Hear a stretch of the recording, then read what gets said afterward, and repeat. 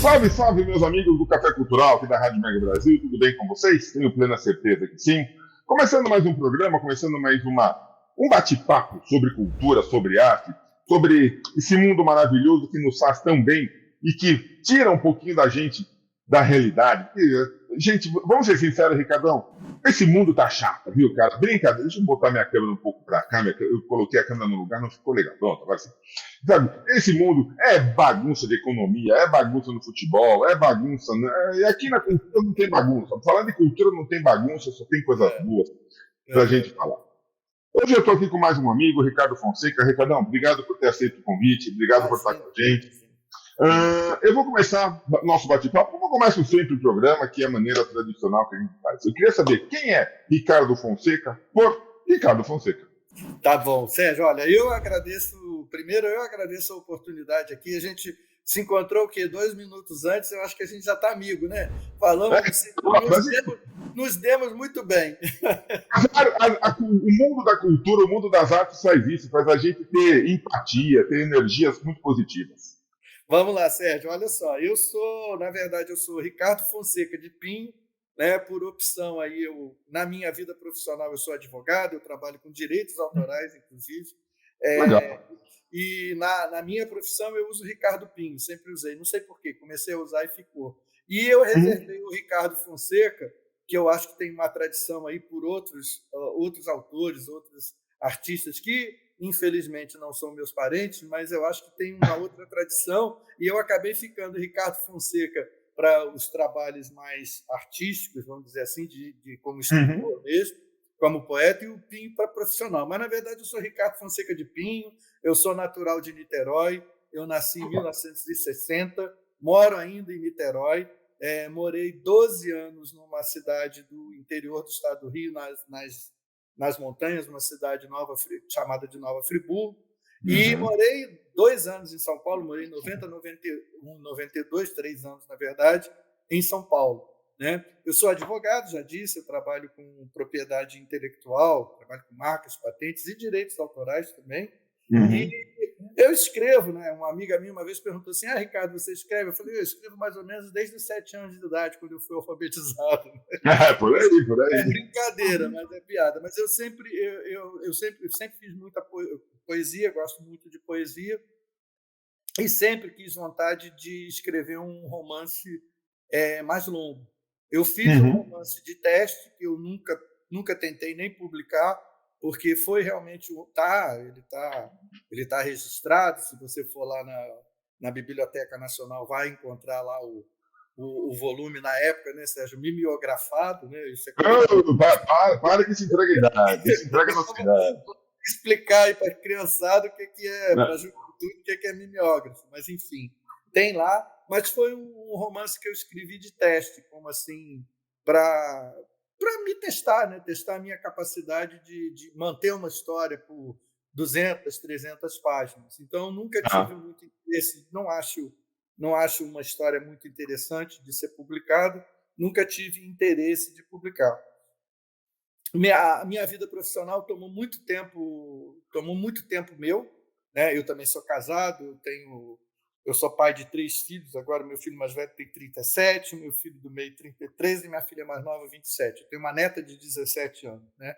E a minha família nunca tomou muito tempo meu, muito pelo contrário. Minha família sempre foi muito apoiadora, sempre foi muito me dá tranquilidade até hoje de eu poder fazer as minhas aventuras, né? De Legal. mas o meu trabalho me toma muito tempo. Eu viajo muito, porque eu trabalho muito com clientes nessa área, mas clientes Uhum. estrangeiros. E pode parecer uma contradição, né? Você, como advogado, escreve o tempo todo, você não cansa de escrever. É o que você falou, Sérgio, são coisas completamente diferentes, né? Uma É. coisa é você escrever uma petição judicial em que as partes, por mais que seja cordial o tratamento, estão brigando, né? E Uhum. outra coisa é você escrever uma história, contar uma história. Eu gosto muito de contar história. E eu não sabia se eu tinha capacidade de contar história por escrito, né? Então, a gente eu tenho até que me policiar, porque eu tenho sempre muitas ideias de escrever. E Ah, eu, eu já estou não com se 60. policie, se organize. Não se policie, se organize. Coloca isso no papel, meu amigo. Pois é, eu tenho que ver se eu consigo agora começar a sobreviver como escritor para me dedicar, como eu pude me dedicar à advocacia, me dedicar agora a escrever, escrever meus livros. Eu já estou com 63 anos de idade e eu não quero deixar, né, ideias aí sem botar essas ideias Sim, no papel importantíssimo, antes do. importantíssimo. Eu já avisei para os meus filhos, né, que o meu legado, o legado que eu vou deixar para eles são as viagens que eu não fiz, são os filmes que eu não vi, as músicas que eu não ouvi, os livros que eu não li. Esse é o meu legado para eles. As coisas que Eita, eu que não consegui, delícia. as coisas que eu não consegui fazer. Então eu sou um escritor tardio. O que me incentivou a escrever tardio, eu sempre escrevi, sempre comecei, mas aí eu falei, olha, agora eu tenho que começar e terminar, né? Uhum. Esse negócio de começar e ficar inacabado, isso é muito ruim. Sim, E sim. eu consegui pegar essa história. O que me incentivou um pouco a ser um escritor tardio foi até lendo a biografia do Jorge Amado. Ele não foi um escritor tardio, muito pelo contrário, mas É, a Zélia Gattai foi. sim, Ela sim, começou a exatamente. escrever tardiamente, e ela escreveu, se eu não me engano, mais de 10 livros, né? A produção E dela foi a produção fantástica. foi E assim, fantástica. Não tô, ela começou.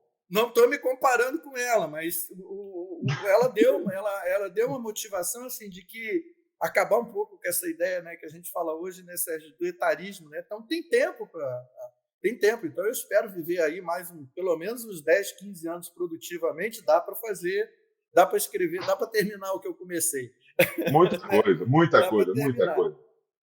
E a história desse livro foi assim, começamos todos a trabalhar remotamente, né, nos Uhum. escritórios. Eu trabalho muito com cliente estrangeiro, então a minha consultoria, e mesmo cliente de fora do Rio de Janeiro, então a minha consultoria já era uma consultoria remota, eventualmente a gente fazia uma viagem, encontrava Sim, pessoalmente, sim, sim. e, a justiça no Brasil é, foi obrigada a mudar o sistema e fazer atendimentos, Claro. né, virtualmente. A pandemia em si foi muito ruim. A gente não precisava ter uma pandemia, ou não deveria precisar ter tido uma pandemia para ter esse tipo de evolução, mas Mas, aconteceu mas com a pandemia. Todo mundo ficou ali, né, Sérgio, trocando a roda, né, com o carro andando, mas foi dando. Então acabou que a gente ganha muito tempo. A gente que está em cidades maiores, às vezes nem tão maiores assim, mas cidades que têm problema de trânsito, têm problema de sim, transporte sim, sim, público, sim, sim. e isso eu acho que é uma característica, né, das cidades no Brasil, né? Só nessa de você trabalhar de casa, você já ganha 3 horas por dia, 4 horas por dia. Nem Né? fale, meu amigo, nem fale. Então, eu pude ir lá, eu pude me dedicar a escrever esse livro.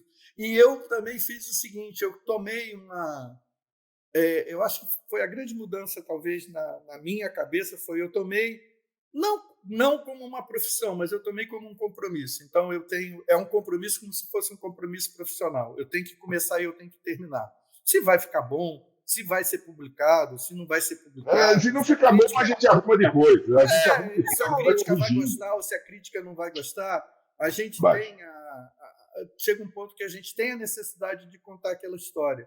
E Sim. quando a gente vai desenvolvendo a história, é interessante porque eu já tinha lido outros autores, não estou me comparando com nenhum deles em nível Não, de imagina. qualidade Isso. literária, mas às vezes os personagens, a história começa a caminhar por que a gente deixa de ser o criador, né? Tem aquela ilusão, talvez, de quem lê o livro, que assim, o autor Te é entendo Deus. perfeitamente. Né? O autor é Deus da história. Não, o autor não é Deus da história. O autor é o relator da história. Ele Aham. conta a história.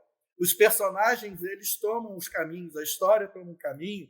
Evidentemente, o caso dos Crimes de Nova Esperança, ele é um romance que fala de um crime, tem um crime no fundo.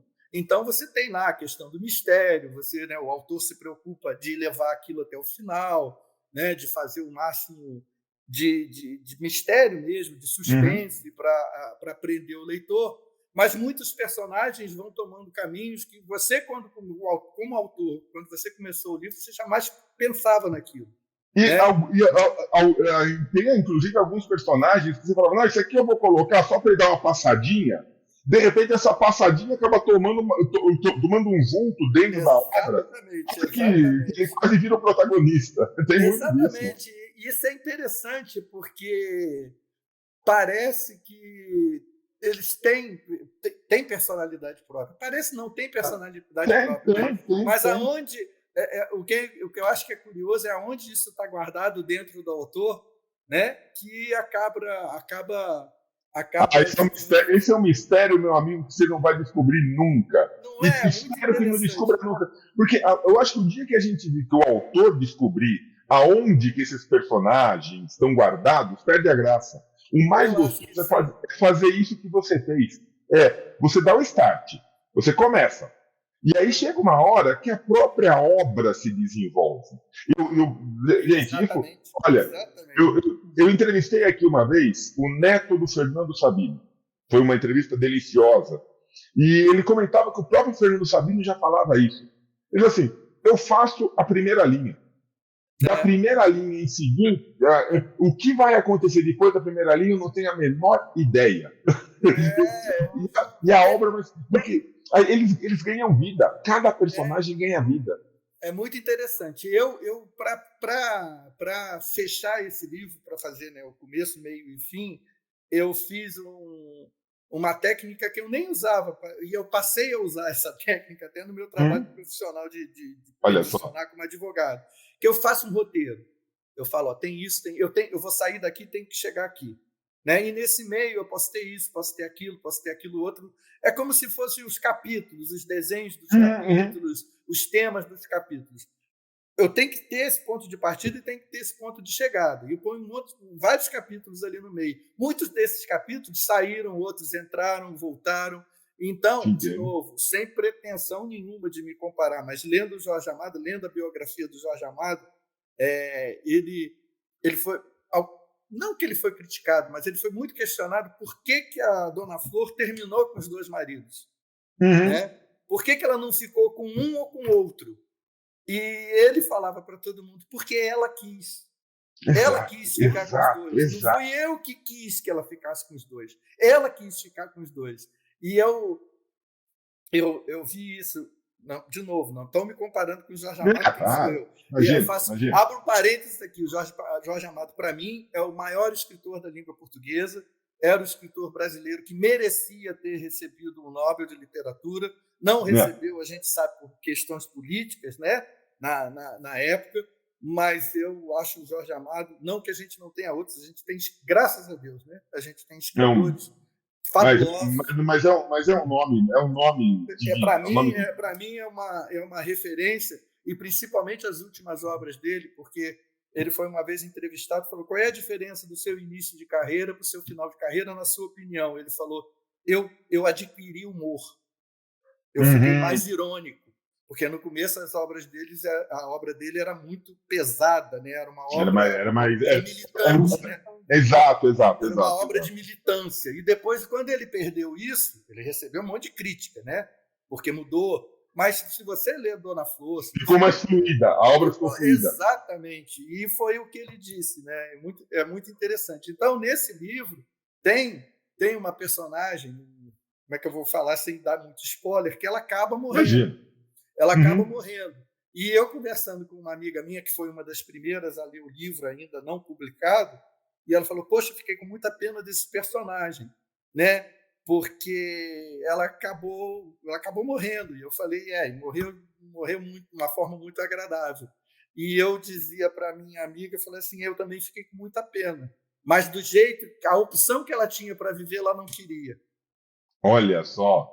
Então foi uma coisa, não fui eu que escolhi, acabou assim, né? Então é muito interessante. Não sei, Sérgio, se eu falo um pouquinho dos crimes de Nova Esperança. Por favor. Já mostro o livrinho aqui para fazer. Faça o que você quiser aqui, meu amigo. Faça o que você quiser aqui. Se você puder mostrar, vai ser. Eu acho legal, eu acho engraçado, muito bom. Quando eu estava lendo o material que me foi enviado sobre o livro legal.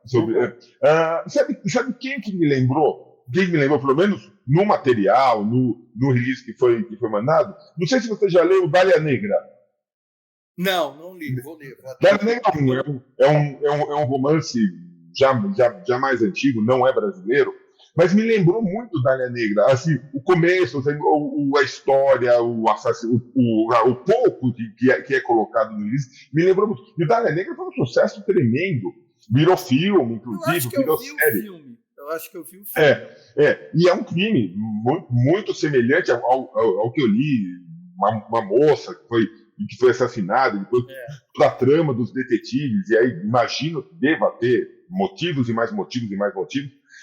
Mas eu acho muito engraçado isso, Ricardo. E você comentou uma coisa muito interessante, que é você ter um roteiro de apoio para a escrita. Sim. Diversos escritores que eu coloco aqui no Café Cultural, e nada contra, por favor, gente, nada contra, fazem algumas oficinas de escrita, tem cursos de escrita por aí. Eu acho o seguinte, eu acho todos válidos. Tudo que te ajude a colocar a tua ideia no papel é válido, ponto.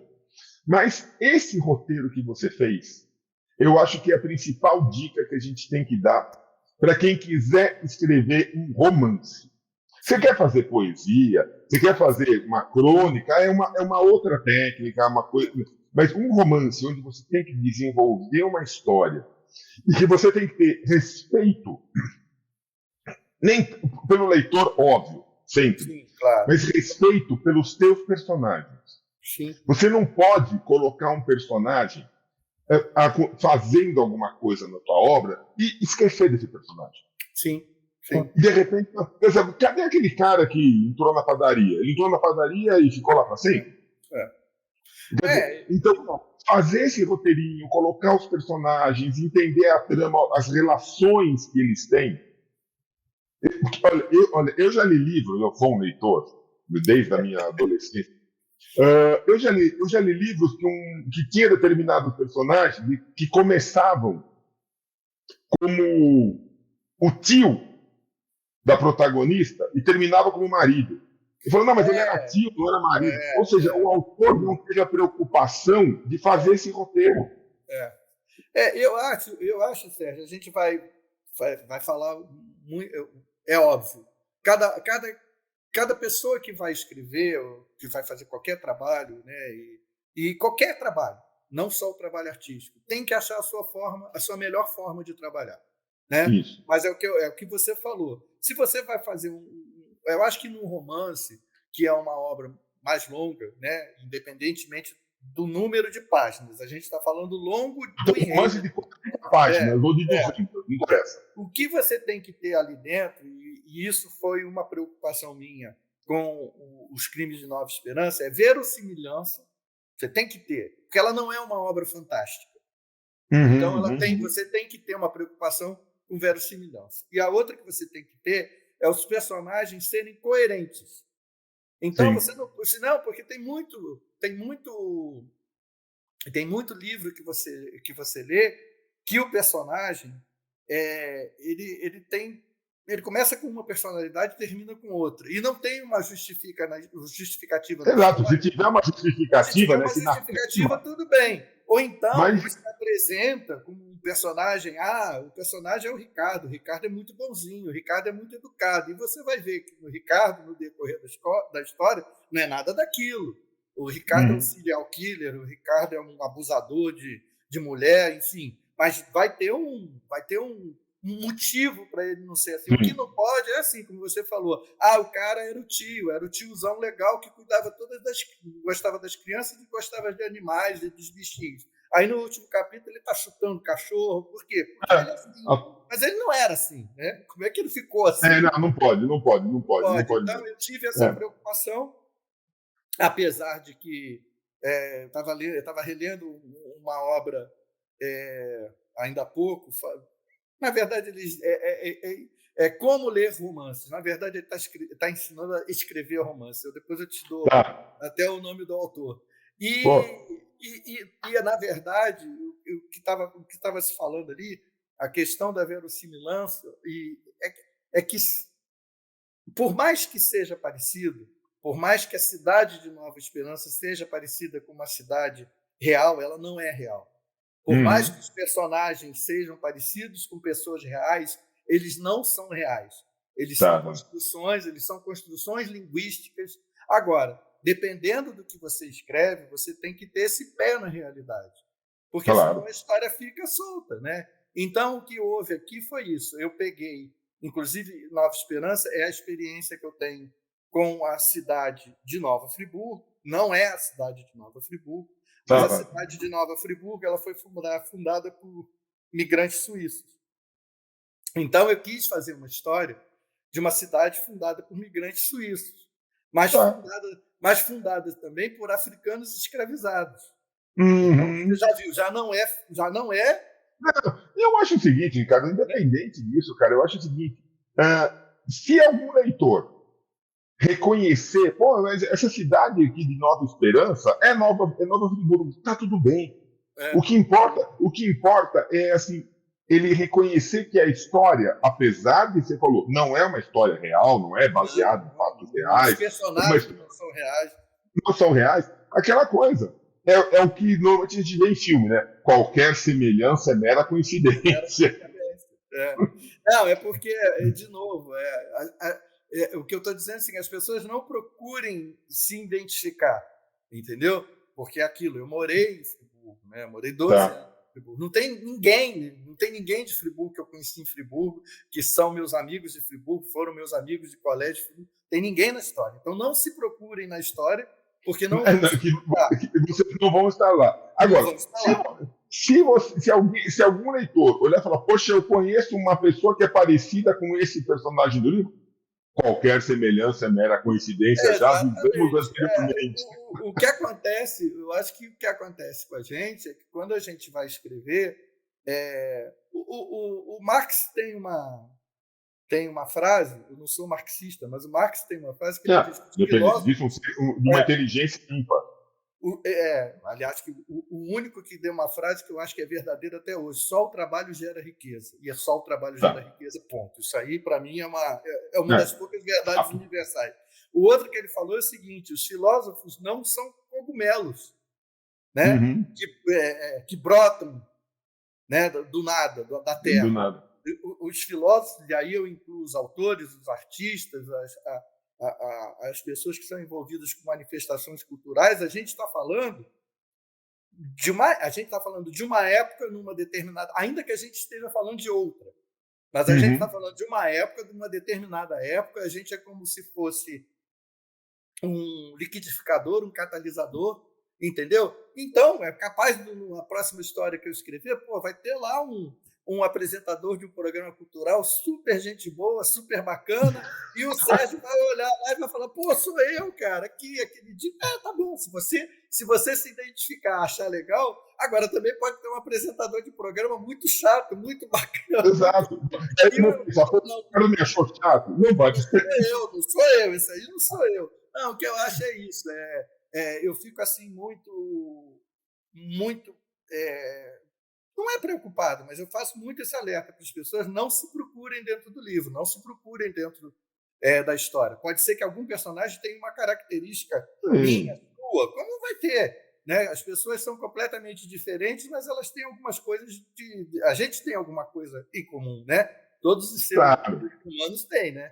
Então... Agora, Ricardo, eu vou te dizer, viu, Ricardo, eu acho louvável essa tua preocupação, muito ética, essa tua preocupação, sem dúvida alguma, mas eu vou te dizer uma coisa, dá uma relaxada com isso, porque às vezes até em romances fantásticos, quantas vezes assistindo, sei lá, Senhor dos Anéis, Crônicas de Nárnia, alguma vez, a gente não se reconhece num personagem, porque não é, às vezes é o físico, às vezes é a maneira de falar, às vezes porque é o sentimento. O livro, eu tenho certeza, Os Crimes de Nova Esperança, vai despertar nas pessoas as suas próprias cores, as suas próprias sensações. E aí, assim, a pessoa elas vão se reconhecer, elas vão reconhecer outros conhecidos. E é muito bom isso, porque essa é uma das funções da da literatura, das artes em geral, mas da literatura em específico. Fazer com que a cidade de Nova Esperança, apesar de não existir na realidade, exista dentro de cada uma das pessoas que pegar o livro e ler. Então ela vai existir nas suas cores, nas suas pessoas, nas suas formas. E é muito bom isso. Ah, mas eu remeti a Nova Friburgo. Legal. Ah, não, eu remeti a Gramado no Rio Grande do Sul. Legal. Ah, eu remeti a Ouro Preto em Minas Gerais. Legal. Ah, eu não remeti a lugar nenhum. Também legal. O importante é isso, é despertar nas pessoas aquela coisa, deixa a pessoa sonhar, deixa o teu leitor sonhar. Exatamente. E o que você falou é interessante. Eu acho que qualquer livro, qualquer romance, né, vamos falando aqui, filme, mas nós estamos falando de romance, né? Nós estamos falando de literatura especificamente. Tem que gerar uma empatia do leitor. O leitor ele tem que ter uma empatia não pela obra toda, mas por um personagem, né? Por uma determinada situação. Ele tem que se sentir ali dentro, ou como ele reagiria, né? Naquela situação. Então, e na verdade, o romance, e aí, de novo, pode parecer pretensioso, mas o romance não é nem uma história de uma cidade e nem é uma história de um crime. São a história das pessoas que acabam envolvidas, né? Que maravilha. Porque é o que a gente quer. E se você fala assim, Ricardo, define aí para mim os crimes de Nova Esperança. Como é que você definiria? Os crimes de Nova Esperança, para mim, é uma história que trata de promessas não cumpridas. Legal. Entendeu? E depois, quem lê o livro e fala assim, olha, Ricardo, não entendi por que você falou isso, pode entrar em contato comigo que eu explico. No final eu vou querer que você deixe seu contato aqui. Deixa eu te perguntar uma coisa, Ricardo. Essa cidade de Nova Esperança, que você tão deliciosamente criou, que você investiu tanto nessa cidade, por algum momento aí dentro da sua caixinha, essa cidade vai continuar? Vai ter um crime 2? Vai ter, assim, de repente, Nova Esperança vai ser, poxa, mas de novo um crime aqui em Nova Esperança? Você acha que você tem essa vontade ou não? Olha só, 3 pessoas leram esse livro antes desse livro ser publicado. Uma delas está entrando aqui, que é a minha filha. Que delícia. Manda um abraço. Manda um abraço para você, Rebeca. Três amigas minhas, minha filha e mais 2 amigas, leram o livro antes do livro ser publicado. Uma delas quer que o Farias continue. Porque acha que o Farias é um... ela se apaixonou pelo policial. E eu nem acho o Farias assim tão... Olha só. Eu nem acho o Farias assim tão um personagem tão especial. Tá? Ele, para mim, ele é o protagonista, vamos dizer assim, no sentido de que ele é o fio condutor da história. Né? Tá. Mas, assim, na minha maneira de ver, como leitor, ele é muito mais levado pela história do que protagonista de que atua na história, entendeu? No romance policial, às vezes o detetive, o policial ganha assim, uma importância, né? Ele que descobre, ele que vai... Ele tá fazendo o papel dele de policial, de investigar. Tá? Mas, assim, na vida dele pessoal e na vida profissional dele, ele está sendo muito mais levado do que sendo assim protagonista, proativo, né? De que vou fazer, vou isso. Tem um momento que ele briga com o delegado, que ele briga porque, né, ele quer fazer uma coisa, mas aqui, quem é que não briga dentro do trabalho, né? Então, assim, não é nada assim, ele não é um personagem protagonista no sentido de ser completamente proativo, né? E na verdade, por que ele não é assim? Também tem uma justificativa. Ele não é assim porque ele teve uma experiência pessoal e profissional que fez ele sair da capital e ir para Nova Esperança. Tá? E, na verdade, ele foi para Nova Esperança sem esperança nenhuma. Então, olha só. Tem essas questões. Show. Entendeu? Ricardo, deixa eu te fazer uma pergunta. Não, vai, continua, perdão. O que eu ia falar, a questão da promessa cumprida, que quando os leitores, né, conhecerem a história, vão ver que lá no começo da história, a história ela tem um pé no passado e vai acontecendo no presente, né? Porque tem coisas que aconteceram no passado que justificam a cidade hoje, os crimes, vai ter tudo, no final tem um fechamento, mas é um pé no passado e um pé no futuro, a história, no presente, né? Mas vamos ver que lá no passado tem uma promessa, tem várias promessas, né? E essas promessas elas não são cumpridas, elas não chegam na cidade no final, né? E aí tem aquelas promessas pessoais também que não são cumpridas e que também Mas você não me respondeu, meu amigo. Mas você não me respondeu. Nós vamos ter os crimes 2 ou não? Eu estou pensando, por causa dessa minha amiga que virou uma fã, e eu achei um barato, o pai dela também leu o livro e ficou fã também. O pai dela tem 85 anos de idade, leu o livro. Que delícia, que delícia. Eu achei ótimo. Provavelmente vai ter sim uma história do Farias dentro sim de Nova Esperança, porque eu vou puxar até se eu for escrever isso, mas eu tenho 2 histórias antes para terminar, eu tenho um romance para terminar antes disso, mas se eu for puxar, eu vou puxar um gancho que está dentro do livro. Isso é importante. Eu já até pensei. Uma última pergunta, que o nosso tempo voa aqui, brincadeira com esse tempo aqui, como passa rápido quando a gente está batendo papo gostoso. Quantos crimes acontecem? Porque uma coisa que me chamou a atenção, o livro se chama Os Crimes de Nova Esperança, e não O Crime de Nova Esperança. Sim. Ou seja, nós temos mais de um crime. Então, olha, vamos lá. São os crimes de Nova Esperança, não são os crimes em Nova Esperança. Nova Esperança, tá. Isso faz... Não, eu estou dizendo que isso faz toda a diferença. Faz uma diferença, tá? Na verdade, é o seguinte, existe um crime comprovado, existe uma suspeita que é um crime, isso já está na sinopse, vamos dizer assim, distribuída. É uma jovem que é encontrada morta. Existe a suspeita que outras 2 jovens foram mortas antes dela, mas os corpos nunca foram encontrados, mas elas também nunca apareceram. Tá? Agora, os crimes são esses crimes, né, físicos, crimes de assassinato das moças, e os crimes das promessas não cumpridas.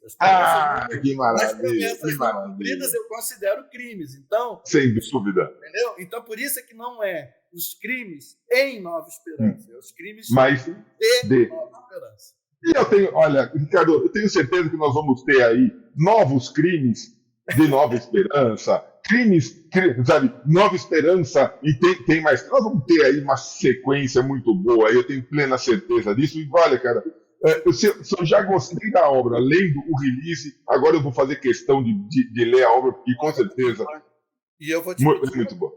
Eu sei que você tem muita coisa para ler, mas como você já disse mesmo, você é um leitor voraz, então você leia o livro e depois você me dê a sua opinião sincera. Não se preocupa. Tem que aperfeiçoar. Ricardo, me diga uma coisa. Onde que os nossos amigos, nossos ouvintes aqui do Café Cultural encontram os crimes de Nova Esperança? Olha, ele está sendo vendido na Amazon, ele foi lançado primeiro na Amazon, então é encontrado lá, em outras livrarias também digitais, na Livraria da Travessa, aliás, mas acho que a Livraria da Travessa é uma rede, acho que aqui exclusivamente no Rio de Janeiro. No sábado agora, dia 8, às 17 horas, inclusive, eu vou fazer uma tarde de autógrafo na Livraria da Travessa. Que legal, meu amigo, que legal. Em Caraí, Niterói. Então, quem estiver ouvindo, que estiver por Niterói, que quiser lá conhecer... É importante. Vamos lá bater papo, Ricardo. E está sendo vendido basicamente na internet. Pela internet, é encontrado com mais facilidade no site da Amazon. Legal. E quem quiser conhecer Ricardo Fonseca, quem quiser conhecer um pouco mais dessa tua personalidade maravilhosa, um pouco mais do teu trabalho, como que faz para te encontrar nesse mundão sem porteira? Olha só, eu tenho um WhatsApp, não me incomodo de dar o meu WhatsApp, que é 21. Você que sabe, amigo. É 21 996299333. Ou então, Ricardo Pinho, tudo junto, @uol.com.br. Quem ler o livro, eu fico e quiser dar uma crítica construtiva ou destrutiva, não tem problema.